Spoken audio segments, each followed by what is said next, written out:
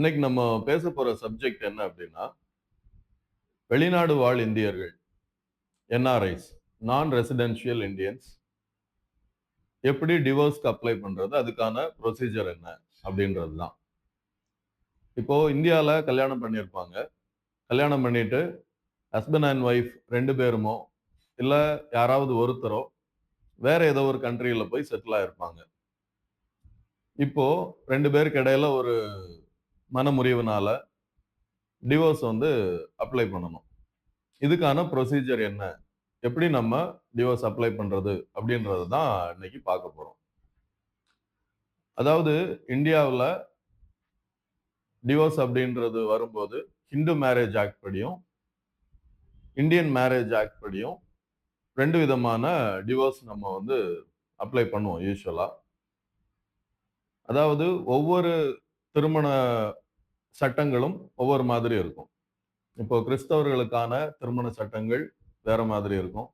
இஸ்லாமியர்களுக்கான திருமண சட்டங்கள், சடங்குகள் அது ஒரு மாதிரி இருக்கும். ஹிந்துஸுக்கான சட்டங்கள், திருமண சடங்குகள் இதெல்லாம் ஒரு மாதிரி இருக்கும். இப்போ இந்தியால இருக்கும்போது டிவோர்ஸ் அப்ளை பண்ணாலுமே 2 விதமான டிவோர்ஸ் கேஸஸ் நடக்கும். ஒரு விதம் என்ன அப்டின்னா, கன்டெஸ்ட் பண்ணி பண்றது. இப்போ கணவன் எனக்கு டிவோர்ஸ் வேணும் அப்டின்னு சொல்லுவாரு. மனைவி எனக்கு வேண்டாம் அப்டின்னு சொல்லுவாங்க.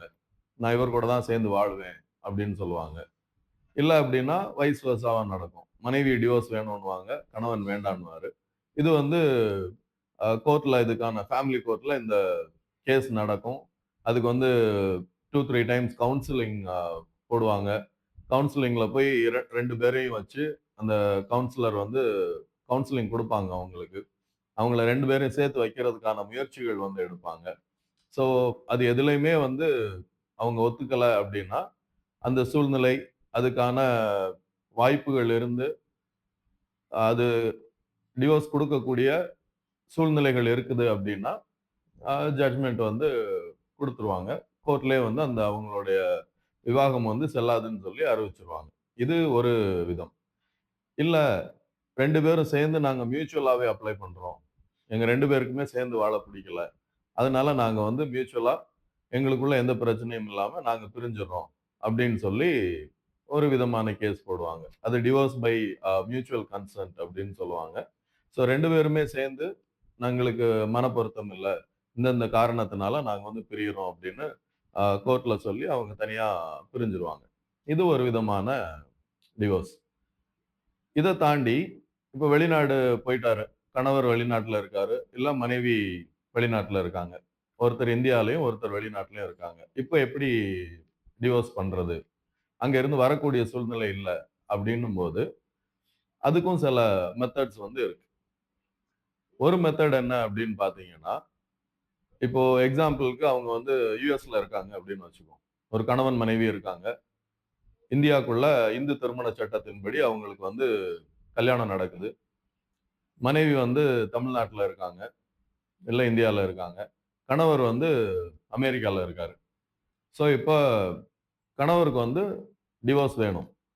இப்ப கணவர் என்ன செய்யணும் அப்டின்னா, அவர் ஒரு ஆளுக்கு பவர் ஏஜென்ட்டா நியமனம் பண்ணணும். ஒரு ஆளுக்கு அவருடைய பவர குடுக்கணும். இந்த கேஸ நடத்துவதற்கான பவர்.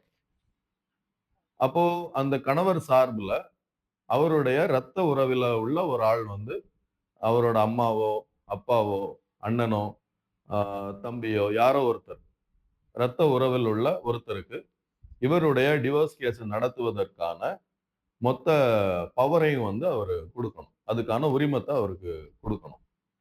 இந்த மாதிரி சூழ்நிலையில யார நீங்க அப்பாயிண்ட் பண்ணணும் அப்டின்னா, ஒண்ணு உங்களுடைய ரத்த உறவா இருக்கணும். இன்னொன்னு உங்களுடைய குடும்ப வாழ்க்கை, உங்களுடைய திருமணம், இத பத்தின எல்லா நாலேட்ஜும் உள்ள ஒரு ஆளா இருக்கணும். அவரால தான் உங்க சார்புல அந்த இடத்துல பேச முடியும். அங்க நடந்த விஷயங்கள், இத பத்தி கிளாரிஃபை பண்ண முடியும். ஸோ அப்ப என்ன பண்ணணும் அப்டின்னா, எப்படி அந்த பவர் குடுக்குறது அப்டின்னு பார்த்தீங்கன்னா, இப்போ யுஎஸ்ல இருக்கிறாரு அப்டின்னா, யுஎஸ்ல இருக்கிற இந்தியன் எம்பசில போயி, அதுக்கான ஃபார்மாலிட்டீஸ் படி, அந்த எம்பசி மூலமா இந்தியால இருக்கிற தன்னுடைய உறவினருக்கு, எக்ஸாம்பிள்க்கு அவருடைய அப்பான்னு எடுத்துக்கலாம். அவருக்கு இந்த மாதிரி இந்த கேஸ நடத்துறதுக்கு நான் இவருக்கு பவர் குடுக்குறேன் அப்டின்னு சொல்லி, அங்க இருந்து ஒரு லெட்டர் அனுப்புவாங்க. அந்த லெட்டர இப்போ அவங்க அப்பாக்கு குடுத்துருக்காங்கன்னா, அவர் கொண்டு வந்து இங்க இருக்கிற மேஜிஸ்ட்ரேட் முன்னாடி அத காமிச்சு, இவர் வந்து பவர் ஏஜென்ட் அப்படின்னு சொல்லி அவங்க அத அ கன்ஃபார்ம் பண்ணுவாங்க. கன்ஃபார்ம் பண்ணதுக்கப்புறம், அந்த டிவோர்ஸ் கேஸ்ல அவருடைய பையனுக்காக இவர் வந்து பவர் ஏஜென்ட்டா செயல்படுவார். இங்க இருக்கிற அந்த மனைவி வந்து அஸ் யூசுவலா ஒரு டிவோர்ஸ் கேஸ வந்து நடத்தலாம். ஆனா, இதுல ஒரு விஷயம் என்ன அப்டின்னா, ஒருவேளை இன் கேஸ் கோர்ட் வந்து அவங்கள நேரா பார்த்து தான் ஆகணும். அவங்கள விசாரிச்சு தான் ஆகணும் அப்படின்னு ஒரு ஸ்டாண்ட் எடுத்தா, கண்டிப்பா அவர் நேரா வந்து ஆஜராகி தான் ஆகணும். நேரா வந்து அவருடைய விஷயங்கள சொல்லி, அதுக்கப்புறம் ஆ நீதிபதி வந்து அதுக்கு அவங்க கன்வின்ஸ் ஆனா குடுக்கலாம், இல்ல குடுக்காம இருக்கலாம். அது அந்த கேஸினோட தன்மையும், அதுக்கான சூழ்நிலையும் பொறுத்தது. சரி, இது ஒரு விதம். இந்த மாதிரி அந்த கேஸ் போகும். அது முடியும். அடுத்ததா, இப்ப 2 பேருமே வந்து வெளிநாட்ல இருக்காங்க. இப்போ இந்தியால கல்யாணம் பண்ணிட்டாங்க. கல்யாணம் பண்ணிட்டு ஒரு வெளிநாட்ல இருக்காங்க. ஏதோ ஒரு நாடு வச்சுக்கலாம். அமெரிக்கா, ஆஸ்திரேலியா, கனடா, துபாய் எங்கேயோ இருக்கலாம். ஸோ, அப்ப இங்க இருந்து கல்யாணம் பண்ணி, அங்க போய் 2 பேரும் வாழ்ந்துட்டு இருக்கிறாங்க. அங்க இருக்கிற நேரத்துல அவங்களுக்குள்ள ஒரு மனக்கசப்பு ஏற்படுது. அப்போ அவங்க வந்து டிவோர்ஸ்க்கு ஃபைல் பண்ணணும் அப்டின்னா, அதுக்கும் சில வழிமுறைகள் இருக்கு. அவங்க இந்தியால வந்து தான் அந்த டிவோர்ஸ் கேஸ ஃபைல் பண்ணணுமா? இல்ல அவங்க இருக்கிற இடத்திலேயே வந்து டிவோர்ஸ் ஃபைல் பண்ணிக்கலாமா? அந்த நாட்டிலேயே அவங்க வந்து டிவோர்ஸ் ஃபைல் பண்ணிக்கலாமா? அப்படின்னு ஒரு கொஸ்டின் வரும். இப்போ நம்ம சிவில் ப்ரொசீஜர் கோட் செக்ஷன் 44 ஏ படி அந்த அந்த கண்ட்ரில இருக்கிற கோர்ட் அங்க அந்த கண்ட்ரில இருக்கிற கோர்ட் குடுக்கிற டிகிரி, அதாவது ஆர்டர் வந்து நம்மளுடைய நாட்டில் உள்ள கோர்ட் அங்கீகரிக்குமா? அப்படின்னு ஒரு கொஸ்டின் மார்க் வரும். இத வந்து ரெசிப்ரோகேட்டிங் டெரிட்டரி அப்படின்னு சொல்லி சொல்லுவாங்க. சில நாடுகள் நம்ம நாடு அங்கீகரிச்சிருக்காங்க. இந்தியா வந்து ஒரு சில நாடுகள வந்து ரெசிப்ரோகேட்டிங் டெரிட்டரி அப்படின்னு சொல்லி அங்கீகரிச்சிருக்காங்க. அந்த ரெசிப்ரோகேட்டிங் டெரிட்டரிக்கு உள்ள வர்ற நாடுகள்ல, அங்க நீங்க டிவோர்ஸ் அப்ளை பண்ணி ஒருவேள அவங்க உங்களுக்கு டிவோர்ஸ் குடுத்திருந்தால், அந்த டிவோர்ஸ் வந்து நம்மளுடைய கோர்ட்லயும், நம்மளுடைய நாட்டிலயும், இந்தியால இருக்கிற கோர்ட்ல அந்த ஆர்டர்ஸ் வந்து செல்லுபடி ஆகும். அந்த மாதிரி ரெசிப்ரோகேட்டிங் டெரிட்டரிக்குள்ள நீங்க ஒருவேள வாழ்ந்து, அங்க நீங்க அப்ளை பண்ணி, அங்க உள்ள கோர்ட் மூலமா நீங்க டிவோர்ஸ் வாங்கியிருக்கீங்க அப்டின்னா, அந்த காப்பிய வச்சு அது வந்து உங்களுக்கு வேலிட் ஆனது. அந்த டிவோர்ஸ் ஆர்டரும் வந்து ஒரு வேலிடான டாக்குமெண்ட் தான். பட் இதுல என்ன ப்ராப்ளம்ஸ் வரும் அப்டின்னு பார்த்தீங்கன்னா, சில இடங்கள்ல, சில கண்ட்ரீஸ்ல அது ரெசிப்ரோகேட்டிங் டெரிட்டரிக்கு உள்ள வராத கண்ட்ரீஸ்ல நீங்க வாழ்ந்து, அங்க நீங்க டிவோர்ஸ் ஆர்டர் வாங்கியிருந்தால், இப்போ சில பேர் என்ன பண்றாங்க அப்டின்னா, ஏன் இந்த விஷயத்த வந்து சீரியஸா நம்ம பேசுறோம் அப்டின்னு கேட்டீங்கன்னா, சில கண்ட்ரீஸ் நம்ம ரெசிப்ரோகேட்டிங் டெரிட்டரில வராது. ஏன் வராது அப்டின்னு கேட்கலாம். ஏன் அப்டின்னா, நம்மளுடைய சட்ட திட்டங்களும், அந்த கண்ட்ரியினுடைய சட்ட திட்டங்களும் மாறுபடலாம். அப்போ நம்ம சட்ட திட்டத்திற்கு ஒத்து வரக்கூடிய ஒரு திருமணமாக, இந்த சட்ட திட்டங்களுக்கெல்லாம் உட்பட்டு நடக்கிற ஒரு திருமணமாக கருதப்படுகின்ற ஒரு திருமணத்த தான், இதே சட்ட திட்டத்தின்படி நீங்க விவாகரத்து அப்படின்ற கான்செப்ட்க்குள்ள கொண்டு போக முடியும். சில நாடுகள்ல சட்ட திட்டங்கள் வேற மாதிரி இருக்கும். இப்போ எக்ஸாம்பிள்க்கு இந்து திருமண சட்டம் வேறு, இஸ்லாமிய திருமண சட்டம் வேறு. ஒவ்வொரு நாடுகள்லயும் திருமண சட்டங்கள் வந்து மாறுபட்டுட்டே இருக்கும். ஸோ விவாகரத்துக்கான காரணங்களும் மாறுபடலாம்.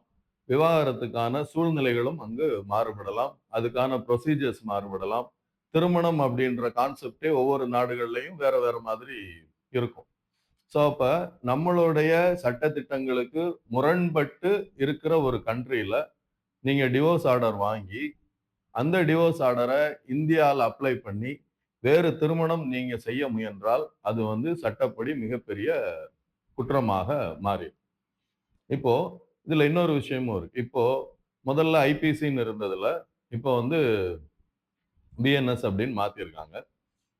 அதுல வந்து நெறைய விஷயங்கள் நமக்கு சேஞ்சஸ் பண்ணியிருக்காங்க. இப்போ ஒரு ப்ரொசீஜர் அப்படின்னு வச்சுட்டீங்கன்னா, ஒரு டிவோர்ஸ் ப்ரொசீஜர்ல முன்னாடி கண்டிப்பா கணவன், மனைவி 2 பேரும் கோர்ட்டுக்கு வந்தே ஆகணும் அப்படின்ற மாதிரி ஒரு ப்ரொசீஜர் இருந்தது. பட் இப்போ வந்து நீங்க ஆன்லைன் மூலமாவே நீங்க அந்த இதுல ப்ரொசீஜர்ல நீங்க கலந்துக்கலாம். ஆன்லைன் மூலமாவே கோர்ட் ப்ரொசீஜர்ல நீங்க கலந்துக்கலாம். உங்களுடைய அ சாட்சிகள், விஷயங்கள் எல்லாத்தையும் நீங்க அதிலேயே நீங்க சொல்ல முடியும். ஆன்லைனாவே. நேர்ல நீங்க ஆஜராக வேண்டிய அவசியம் இல்லை. இதுக்கு முன்னாடி நம்ம நெறைய வீடியோஸ்ல இது பத்தின விஷயங்கள் நம்ம பேசியிருக்கோம். அதுல இப்போ அடல்ட்ரி அப்படின்றத வந்து, இப்போ நீங்க ஒரு டிவோர்ஸுக்கான ஒரு கிரவுண்டாவே கொண்டு வர முடியாது அப்படின்னும் ஒரு விஷயம் பேசியிருக்கோம். அ இன்னொன்னு என்னன்னா, ஒருவேள அடல்ட்ரி அப்படின்றது நீங்க கொண்டு வரீங்க அப்படின்னா, அவங்களுடைய யார் கூட இவருக்கு கணவனுக்கோ, மனைவிக்கோ வந்து எக்ஸ்ட்ரா மேரிட்டல் அஃபேர் இருக்கு. ஒரு தவறான திருமணத்திற்கு அப்பாற்பட்ட தொடர்பு இருக்கு அப்படின்றத, நீங்க அவங்களுடைய பேரு, அவங்களுடைய அட்ரஸ், அவங்களுடைய ஐடி கார்டோட நீங்க வந்து நிரூபிக்கணும். இந்த மாதிரியெல்லாம் விஷயங்கள் நெறைய நம்ம பார்த்துட்டோம். ஸோ, இப்போ டிவோர்ஸ் ப்ரொசீஜர்ஸ் வந்து நெறையவே வந்து சாதகமான விஷயங்களா இருக்கு. இதுல இந்தியாக்குள்ள இருந்தா என்ன மாதிரி ப்ரொசீஜர்ஸ் ஃபாலோ பண்ணணும்? வெளிநாட்டுல இருக்கிறவங்க என்ன மாதிரி ப்ரொசீஜர்ஸ் ஃபாலோ பண்ணணும்? ஒரு கணவன் இல்ல மனைவி மட்டும் வெளிநாட்டுல இருந்து, இன்னொருத்தர் வந்து இந்தியால இருந்தா என்ன ப்ரொசீஜர் ஃபாலோ பண்ணணும்? கணவன், மனைவி 2 பேருமே வெளிநாட்டுல இருந்து, அங்க இருந்து டிவோர்ஸ் அப்ளை பண்ணால், அது வந்து சரியா வருமா? அந்த டிவோர்ஸ் வந்து இந்தியாவில் அக்செப்ட் ஆகுமா? ஒத்துக்கொள்ளப்படுமா? இந்திய சட்டம் அதை வந்து அங்கீகரிக்குமா? அப்படின்றதுக்கும் நம்ம சில விஷயங்கள் இந்த வீடியோல பார்த்தோம். ஆ இது இந்த மாதிரி விஷயங்கள் எல்லாத்தையும் மக்கள் தெரிஞ்சுக்கணும் அப்படின்றதுக்காக தான் இந்த வீடியோ நம்ம அ டீட்டெயில்டா இந்த டிவோர்ஸ் பத்தின டோட்டல் விஷயங்களும் நம்ம சொல்லியிருக்கோம். இதுல உங்களுக்கு ஏதாவது டவுட்ஸ் இருக்கு, சஜஷன்ஸ் இருக்கு அப்படின்னா, நீங்க கமெண்ட்ல சொல்லலாம். Thank you.